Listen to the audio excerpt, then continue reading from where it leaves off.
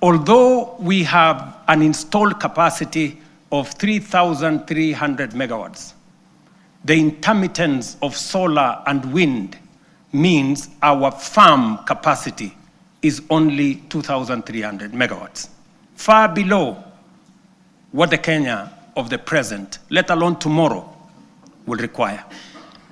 To drive domestic electrification, industrial manufacturing, e-mobility, green industrialization, digital expansion, and a technology-enabled future, we must dramatically expand power generation.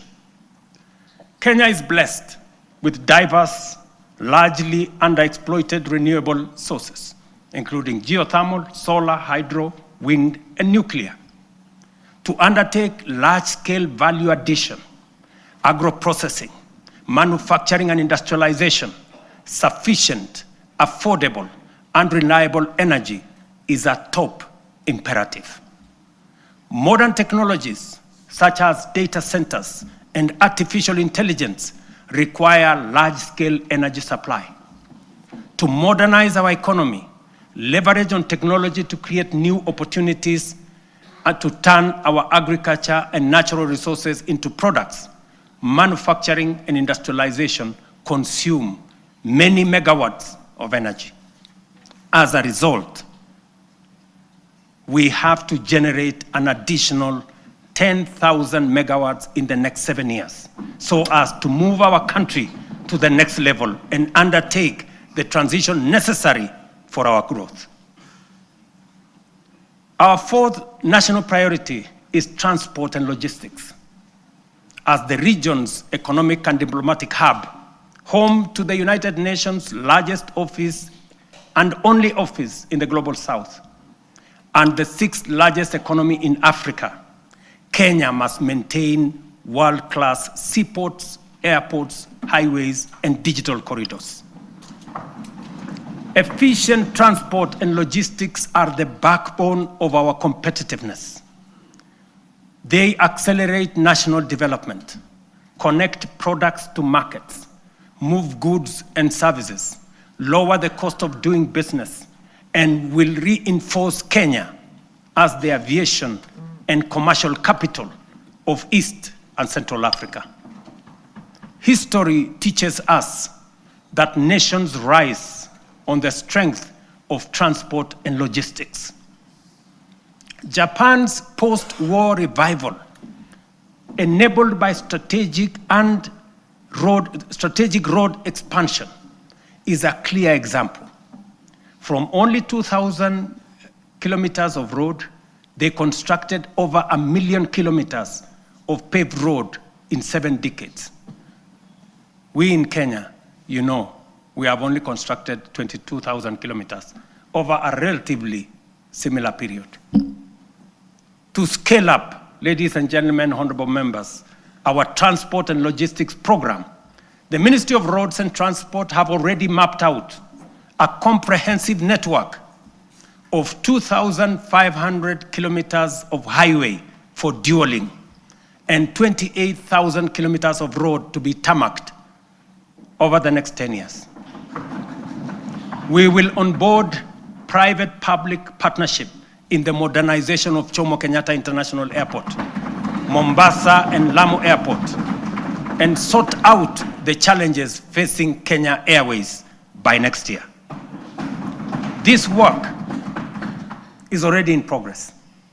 Next week, I will launch the dualing of the 170-kilometer Rironi-Naivasha-Nakuru-Mau Summit Road. On the same day, I will break ground on the dualing of the 58-kilometer Rironi-Mai-Mahiu-Naivasha Road. The gridlock that paralyzes these roads every day, especially on weekends and holidays, will soon, by God's grace, be a thing of the past.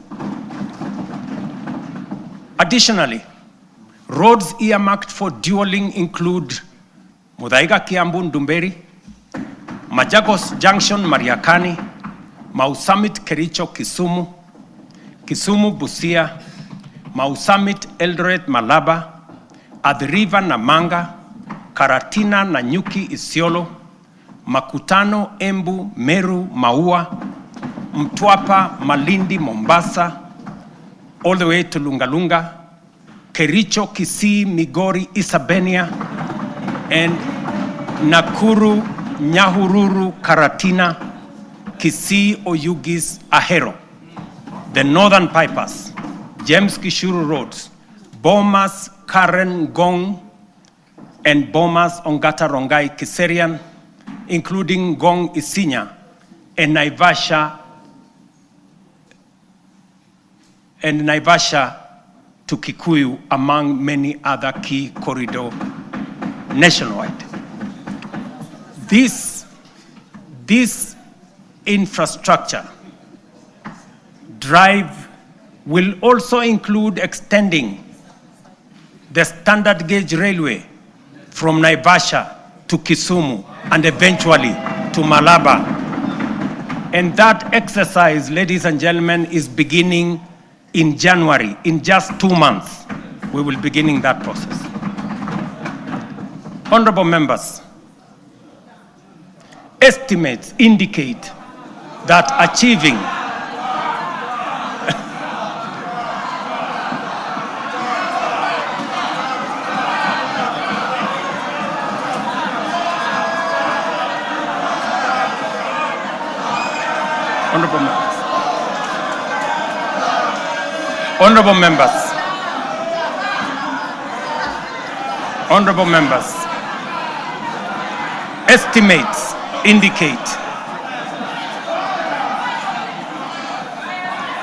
Honorable members,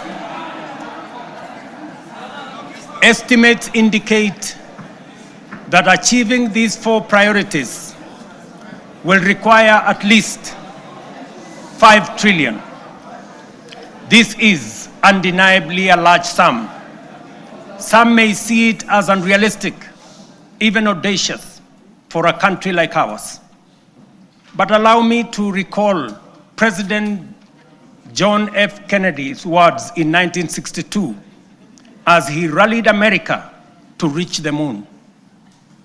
And this is what he said, and I quote, "We choose to go to the moon in this decade and do the other things, not because they are easy, but because they are hard.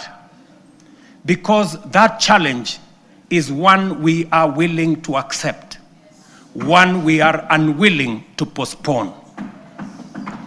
These 4 projects are our national imperatives, commitments we must embrace without hesitation, not because they are easy, not because they are cheap, but because they are absolutely necessary.